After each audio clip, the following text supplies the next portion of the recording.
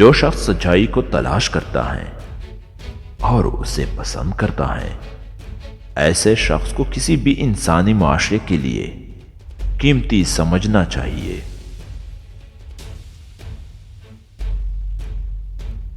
جو کچھ آپ کے اختیار میں ہے اس کا بہترین استعمال کریں اور باقی جیسے ہوتا ہے اسے ہونے دیں۔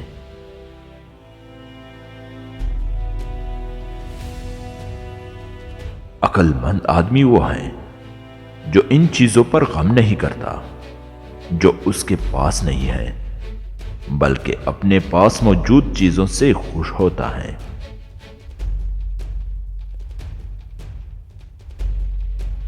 زندگی میں کچھ بڑا ایک دم نہیں ہو جاتا، اس کے لیے وقت درکار ہوتا ہے۔ درختوں پر بھی پہلے پھول آتے ہیں، پھر پھل بنتا ہے اور کافی دیر بعد پکتا ہے۔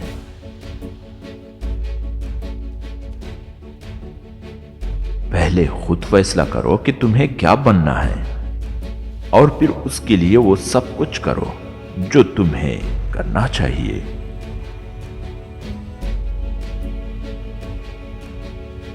اگر آپ کے بارے میں کوئی بری بات کی جاتی ہے اور وہ برائی آپ میں ہو تو اسے درست کریں۔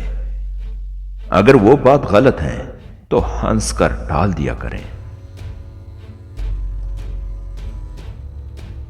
زندگی میں خوش رہنے کا ایک ہی طریقہ ہے کہ ان چیزوں کی فکر کرنا چھوڑ دیں جو ہمارے اختیار میں نہیں۔